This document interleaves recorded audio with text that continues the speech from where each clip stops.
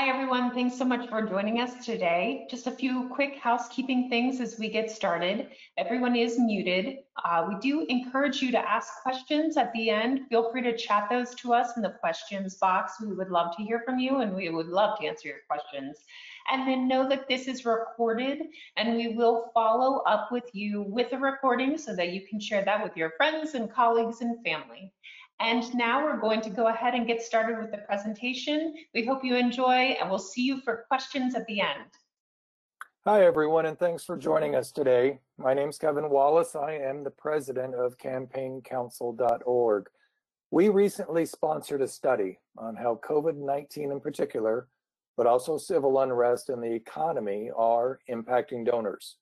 We're going to get today started with short descriptions on our companies, and first up is one of campaigncouncil.org's consultants, Carlin Runnels. Kevin, hey everybody, I'm Carlin. Thanks for being here with us today. I'm a consultant with campaigncouncil.org, and I live up in Missoula, Montana. We have a great, energetic staff all across the country. Kevin is down in Tucson, Arizona, and we have some colleagues in New Mexico and in the DC area as well. We do everything with capital campaigns, ranging from needs assessments at the very beginning through feasibility studies, campaign planning, and management. We've done over 80 feasibility studies and 65 capital campaigns, helping our clients raise over $200 million. And I'm really excited to be here with our friend, Christina McPhillips over at Carl Bloom Associates. Hey, Christina. Hi, Carlin, and hi to all of you, and thanks to Kevin and Carlin for having me. I am Christina McPhillips, VP of Business Development with Carl Bloom Associates. We have been fundraising for nonprofits for 44 years, specifically for PBS and NPR stations, public libraries, Habitat for Humanity affiliates, cancer organizations, and we do direct mail, email, social media, web design, and audits and research. And with that, Kevin, I'll turn it over to you to get started. We are doing this today in conjunction with Carl Bloom and Associates to provide you with a broad perspective. CampaignCouncil.org works primarily on capital campaigns. Our success is driven by high dollar donors. Christina with Carl Bloom works with donors of all capacities. So together, we have the expertise to address every sort of fundraising question. So if you're building a $200 million hospital or considering a $250,000 annual appeal, we have the data and the experience to help you move forward in these uncertain times. Now let's talk about the company that conducted this survey, Campbell Rinker. They've been producing marketing research for nonprofits since 1991. Their staff members have honed and refined an understanding of donor retention, along with member engagement, motivations, volunteer interests, and perceptions and attitudes of nonprofit constituencies. Let's take a look at the two different surveys that we're going to be referencing today. The first is the high dollar survey. This was an online poll of 200 high dollar donors. We sponsored it, and it was conducted by Campbell Rinker from July 21st through the 29th of this year. Responding donors had given at least $2,500 to charitable causes in 2019. Its margin of error is just under 7% at the 95% confidence level. The next is the standard donor survey. This was a poll of 649 US donors. It was sponsored by another consulting firm, BBS and Associates, and conducted online by Campbell Rinker. This one from July 21st through the 24th of this year. Responding donors had given at least $20 to any charitable organization in the past year. The sample was stratified by age and gender and subsequently weighted to reflect the US population by age. Its margin of error is just under 4% at the 95% confidence level. Carlin, can you get us started with an overview of today's presentation? Absolutely. So we're using these survey results to add context to some common fundraising myths. And these fundraising myths have become even more prevalent during COVID-19. So we're going to use these results to debunk some of these myths, while some of the myths are going to have a little bit of truth to them based on the survey results. So the first myth is that donors do not have money to give. The second is that donors prefer supporting specific programs rather than unrestricted funds. And the third is that relationships are hard to cultivate right now, and doing so is insensitive. So the first myth is that donors don't have money to give right now, so asking for money is insensitive. Well, first we need to talk about what donor confidence is. It's at the heart of this study, but what are we actually talking about? So this study sought to learn how high-dollar donors see themselves reacting to the COVID-19 pandemic and the resulting changes that we're seeing to our tried and true gift solicitation techniques as fundraisers. So at the very heart of this study, the goal was to understand how this donor giving likelihood might be affected by any of these strategic changes. And the goal as fundraisers is to always have a better understanding of our target audience so that we can talk with them in a more sensitive manner. Now, getting into the weeds a little bit here, Campbell Rinker uses an index to measure donor confidence. And that index is basically a way of defining normal as a level of 100. And in this way, we can compare other time periods or categories against that normal rating for a simple better or worse measurement. And Campbell Rinker established that baseline index of 100 in February 2008. Prior to the recession that emerged in August of that year. So now that we have some background on donor confidence, let's look at the results of this survey. We learned that the high-dollar donor confidence, so those people that gave $2,500 or more in 2019, is now 97.9 as of late July when this survey was conducted. That's compared to the 91 for the rest of the survey respondents, or the standard donor confidence.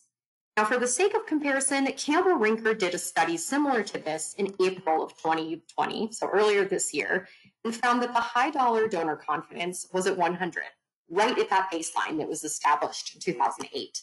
And the standard donor confidence is at 91.7, so still really good there. Taking it back a little further for comparison's sake, in August 2018, the high-dollar donor confidence was 106.8, while the standard donor confidence was 97.6. So because of these numbers, we can officially say that this myth is debunked. And now Kevin is going to talk about a little more about that. Thanks, Carlin. As you can see, these are positive numbers. It's especially encouraging that the high-dollar donors' philanthropy remains undeterred by COVID-19, the economy, or the civil unrest that's been going on. Notably, only 4 respondents in that entire high-dollar donor survey cited the pandemic as the primary reason why they would stop giving. In fact, 18% of high-dollar donors indicated they're more likely to give now than they were before the pandemic. 70% will give the same amount, and only 12% said they will give less than before. It means that 88% say that they will give as much or more today. The standard donor survey reveals similar findings. 11% said they'd give more, 58% said they'd give at least as much as last year, and 23% said they'd give less than last year. Christina, can you add a little bit more to this? Yes, absolutely. So along those same lines, people want to continue to give to nonprofits, while a third would be willing to cut other expenses in order to continue giving. Another third of respondents say that giving would be the absolute last of their expenses to get cut. And these stats are further supported by high-dollar donors who indicate that they aren't under economic stress at the moment. 8 in 10 said that they are, in fact, under no stress. So unfortunately, while we are seeing the population kind of split into 2 groups, those that have lost their incomes due to COVID factors and those that have kept their jobs and may actually have fewer expenses right now, we are seeing that second group of people as those that love your mission and are willing to give and still have the money to give. So from the start of the pandemic, we at Carl Bloom have heard lots of nonprofits saying that they feel that it's insensitive to ask for money right now, but failing to ask a donor for support makes the choice for them. And we know, and these survey results show, that people will continue to give as much or more than they have before if they are asked. So please keep asking. And I want to bring up another point to further support this. When we at Carl Bloom went back and we looked at our results of the May 2020 campaign, that's direct mail and email fundraising campaign results, we saw that not only were revenue results higher than the same time last year, they're better than March 2020, our March 2020 campaign, which is generally considered to be a stronger campaign. And I want to throw in one additional note that was meaningful to me about the direct mail campaign from May 2020. We saw a higher than normal number of responses to the mailings. And this means that more people are responding to the mailings, which to me as a fundraiser indicates a healthy and interested donor base that wants to support nonprofits. So, Carlin, on to the next myth. Awesome. So the next myth is that donors prefer supporting specific programs rather than unrestricted funds. Now, the survey results reported to the truth behind this myth, but did also provide some additional context. So for these, the responses did indicate they're more likely to support specific programs than unrestricted funds or operating costs. But that's just on a scale, and I'll talk about that in just a second. Included for standard donors, so we don't have a point of comparison, but we still have some great context to derive from the high dollar donors' responses. So let's discuss this. On a scale of 1 to 5, specific programs received a mean score of 3.0, while unrestricted support for ongoing operations trailed behind at 2.6. Next up, they had improving or enhancing infrastructure at 2.4, and endowments at 2.3. Now, you need to know this information. The score of 3 correlates to somewhat likely to support, while 1 was not at all likely and 5 was extremely likely. So Kevin is going to unpack these numbers for us a little bit more. Yeah, as capital campaign consultants who we've continued working with clients who were pursuing capital campaigns during this pandemic, we can personally back up these results. People are nearly just as likely to give to capital campaigns right now as they are to supporting operating costs. Much of the feedback we've received relates to the acceptance that COVID-19 or some other similar possible viruses in the future, they're probably going to be sort of our new reality. Holding off on fundraising because of the uncertainty of the future is just not prudent. We've never had crystal balls, but we can tell you this: fundraising has always continued. These survey results reinforce that people do have the willingness to give right now to support programs along with operating costs, campaigns, and endowments. So we will say this again: please don't stop asking for support, because people will give and will give to the areas of your nonprofit that they're passionate about. Now, anecdotally, no specific categories were given a score of 4, which means no one said they're very likely to give to any of those categories, and they didn't go higher than 4, which was 5, like very or will certainly give. We believe this indicates the need to relate and communicate your mission, the impact, and the vision amid the current pandemic and social unrest movements. So in the capital campaign world, we've had to pivot with some of our projects. We have a client out in Central Washington. We're helping them to build a new cancer treatment center. Their case for support has always been, we need to bring cancer treatment closer to home. So it was a convenience-based case for support. We don't want to drive 2 hours for treatment. We want to get it right here, and therefore helping our quality of life and the quality of life of our caregivers. Well, we've had to shift a little bit. And instead of focusing on convenience, we're focusing on safety. Post-COVID, we're saying we need to keep these immunosuppressed patients closer to home in a more controlled environment so that we do not put them in front of or in contact with people who are potentially infected. Now, as Christina referenced earlier, May of this year's giving for Carl Bloom's clientele was outstanding. They saw numbers that they have not seen in, well, in previous years, and also way outdoing their March giving. So all of that indicates that things are going along very, very well for fundraising right now. So let's go back to Carlin, who's going to introduce us to myth number 3. That's right. So this myth is that relationships are hard to cultivate and doing so is insensitive. Now, I will not deny that it is hard to educate and cultivate, solicit and steward our donors right now. That is definitely a big challenge we're all still dealing with. But many of us are still avoiding face-to-face meetings, and we've continued to rely on the technologies like Zoom and FaceTime and GoToMeeting to help us stay connected with our clients as consultants, but then also personally with our family and friends. And the reality is that your donors are no different. But do these kinds of relationships actually matter given everything else going on? Kevin, what do you think? It is an absolutely yes answer.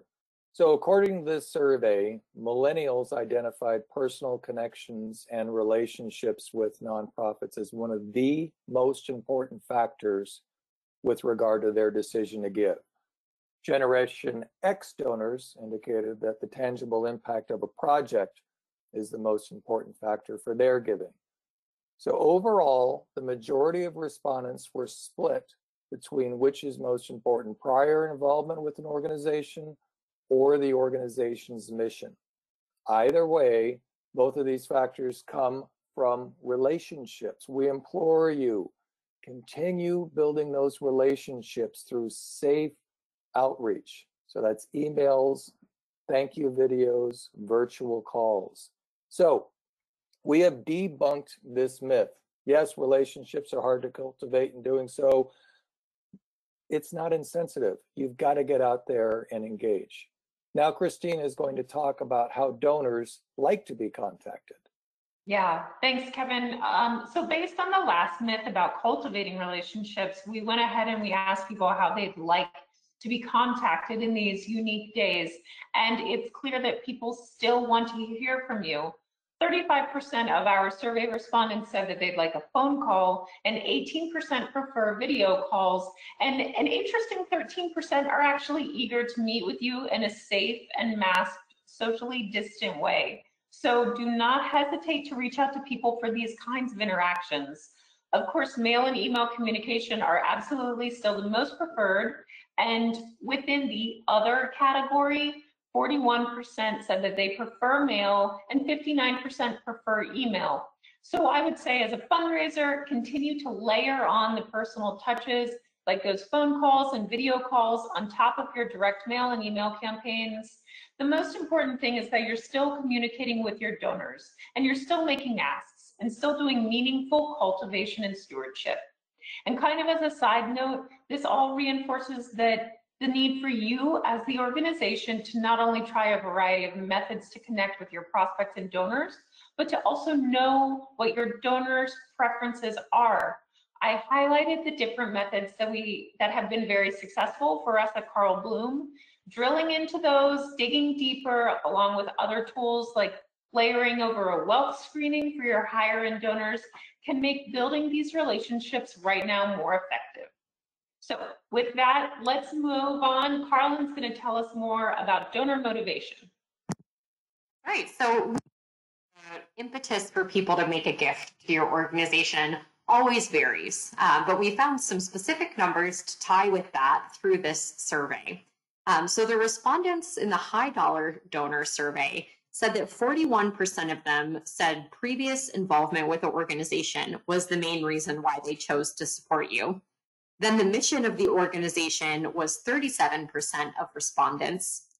15% said that it's the impact of the project on the organization and its service area. And then 9% said it's a personal connection with these organizations' leaders. So Christina, can you unpack that a little bit more for us? Yeah, absolutely. It's really whether you're cultivating or soliciting donors through direct mail or email for those smaller individual gifts, or if you're cultivating them through some kind of relationship building technique to secure those larger gifts.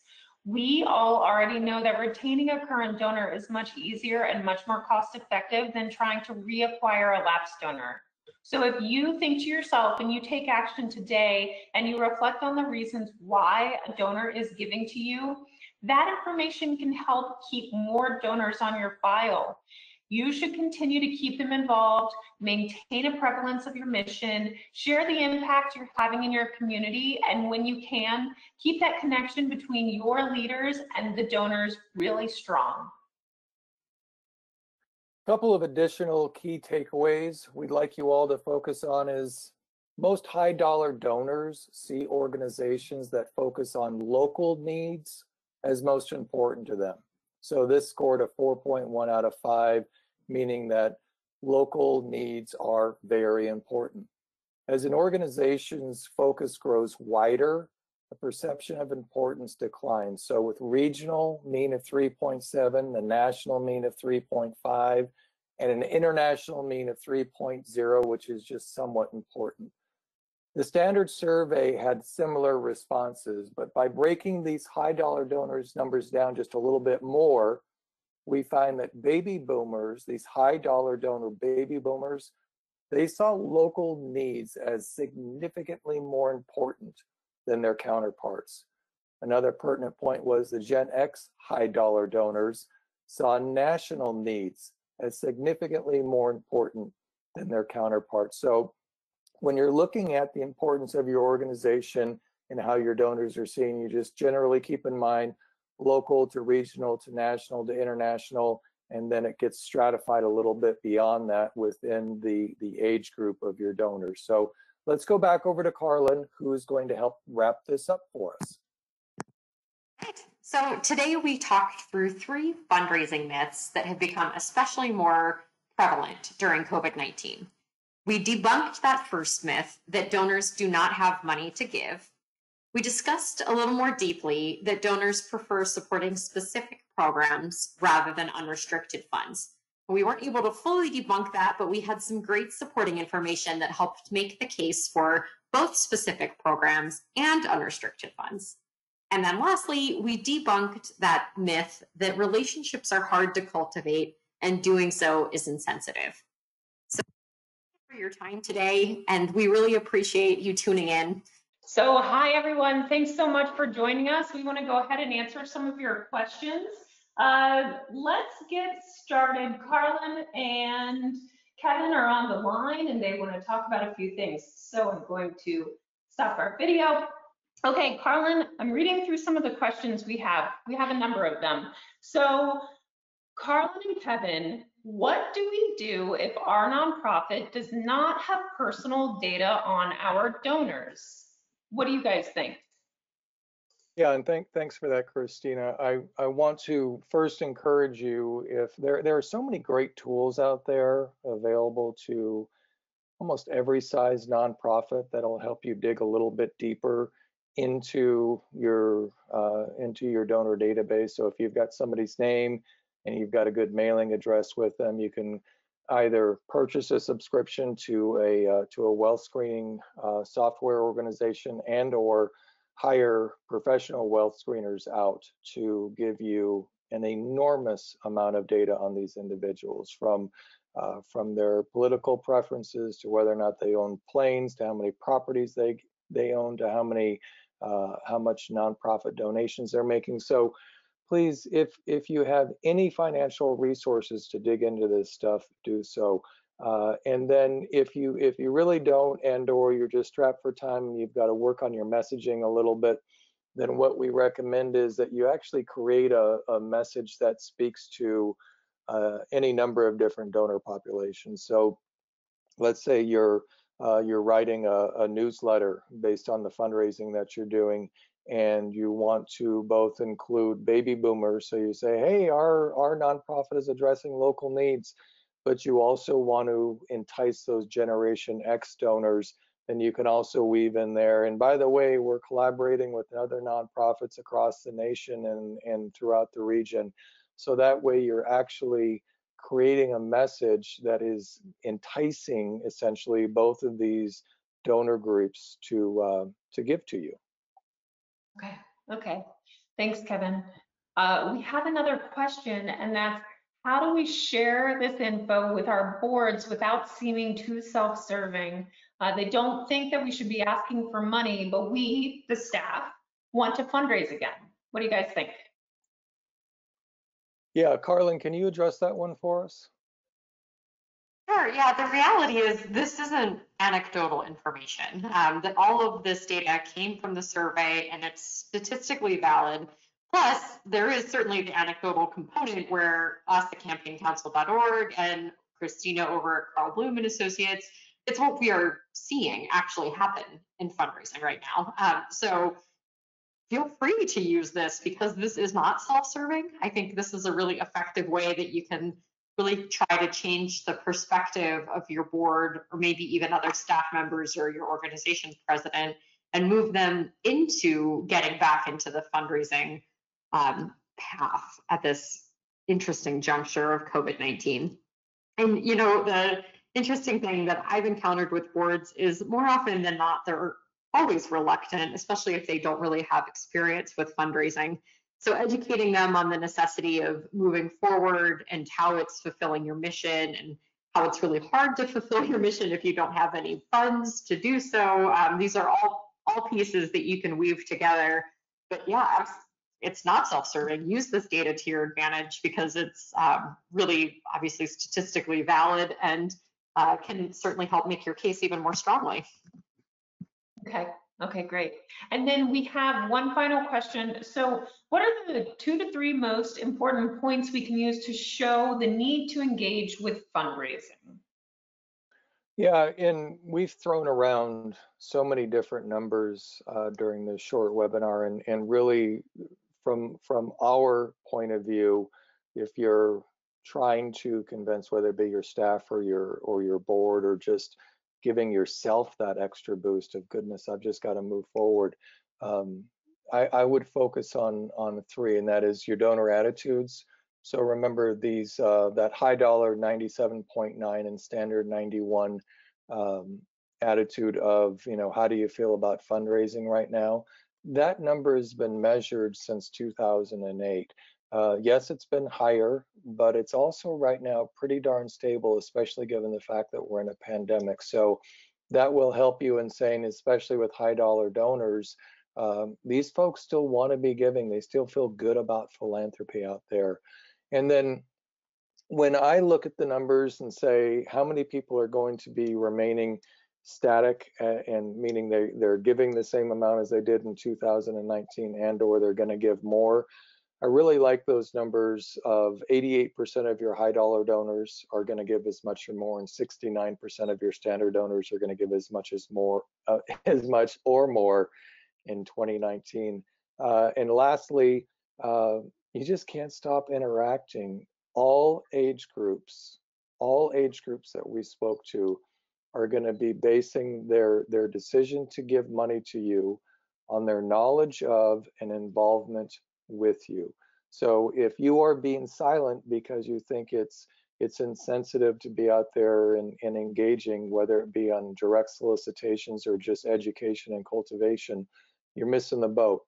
They being whether they be standard donors or high dollar donors, they want to hear from you. They want to hear how you're fulfilling your mission and how you are hopefully addressing the needs of your community and or your region through your mission-oriented fundraising. I really like that, Kevin, and I want to jump in with another highlight. But as I do, I want to ask the audience, if you don't mind writing in the question box, tell us, is your board apprehensive about fundraising right now? Is your staff apprehensive? Just curious to see who's on the line and what your experiences are.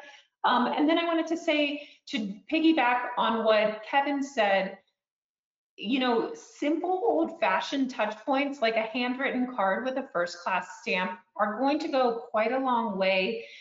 They make you feel very connected. They make the donor feel very connected. So I would say, when in doubt, revert to those extremely personal touch points. Handwriting something, a phone call, something along those lines. And then Kevin, another question has come in, and it's, You talked a bit about data mining, finding out somebody's age and income, the property that they own, those kinds of things. How often do you recommend that kind of wealth screening or data mining in the database? Are we talking, you recommend it's done every year, every 2 years, every 3 years? What are your thoughts? Yeah, and I'm going to hand that one back over to our local data, albeit delightful but nerdy consultant, Carlin, because that is the universe she loves working in. Yeah, it really depends on what your ultimate goal is. If it's kind of a one-off screening that you're hoping to do before making a major gift ask of that person, I would obviously recommend using whatever tools you have in your toolkit to help you get that information ahead of the ask so that you're asking at a proper ask amount.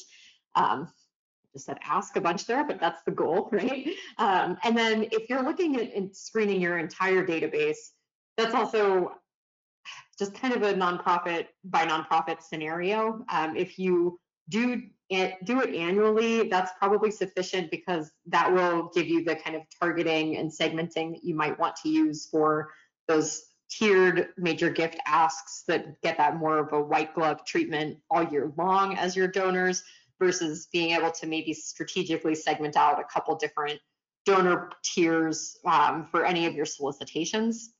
So unfortunately, I don't have a hard and fast rule for what I would recommend for how often you do that, because there is also a cost associated with that too. So it's a tough one. I would start with screening if you're like hard pressed for finding that in your budget to do that. I would start with screening people that have given like $500 or $1,000 or more to your nonprofit, and see where there's low-hanging fruit that you'd be able to identify potentially for some larger gifts. But then if you do have the budget capacity to open it up to all donors or even all prospects that are in your database, even if they've never given, then certainly would encourage you to do that too, because you'll inevitably, with the more information you have, the more you'll know and the better you'll be able to talk to those prospects. Okay, good. And I want to confirm, I mean, Kevin and Carlin, you guys are obviously with a capital campaign firm. You still are working with nonprofits who are going through with their campaigns as planned, and you are advising that they don't stop. And that is probably your biggest takeaway from this webinar. Yeah, it really is, Christine. And in several projects, we've had to pivot our focus a little bit. And what I mean by that is, if there has been a project, and I'll give you an example of a food bank that we've been working for about a year and a half with, their focus was doing a new food bank. They were working out of a church, and that was getting awkward, and they didn't have enough space, and it was there was the opportunity to buy some land and to build a standalone food bank on it. And we were about half or 2/3 of the way to our goal when the pandemic hit. And because the focus of the food bank, and these are, they've got one staff member and like 50 volunteers, they were just being absolutely inundated with requests for more food. They could not keep up with all of the families that were out of jobs, and all the kids now that were getting lunches, breakfast and lunch from their schools, and now their schools were closed and they needed more money. So we actually put that campaign on pause, and we focused on operating funds. And that was back in April. And through that effort of continuing to communicate with donors and asking them for operating funds and also unrestricted funds, it's huge just to keep that ball rolling forward. They had their best fundraising year ever, and they've also met their goal with their capital campaign. So directly, they were addressing their operating funds needs because of their reality of COVID-19. Indirectly, because of all the goodwill and outreach they were doing, they were able to keep their capital campaign moving forward as well. So we really urge you, if you're engaged in a capital campaign or in a feasibility study, you need to take a look at your horizon and see how you're lining up and how relevant you are to whether it be your mission and or your community, and then continue to move forward. Because the only reason not to is because you are not mission focused with the realities of your community and or your region. I mean, we've even had lifestyle clients, and what I mean by lifestyle is nonprofits that are raising money to build things. And let's say it's a let's say it's a zoo or a conservancy or a school that's trying to improve its facilities, these projects are still hitting their goal because the high dollar donors have not been adversely impacted by COVID-19. We all know that the high dollar donors are what gets you to your goal. They're still out there. They're willing to engage at the same level, if not more. But what you need to do is engage with them. So that's what we're seeing. And again, that's anecdotally, but the reason that we sponsored this survey is because we knew in our hearts that this was what was truly happening out there in the giving universe, and that's what this survey shows. Okay, good. And I want to just kind of wrap it up to say, kind of a plug for our friends at campaignCouncil.org. If there is a nonprofit on the line and their board is very adverse to fundraising in this time, you provide solutions to help with the challenges, the discomfort in asking, the how to navigate that road to continue getting those very big gifts. So with that, I want to thank everyone for being on the line. We appreciate your time today. If you do have any questions, please reach out to us. And otherwise, we will see you on the next webinar.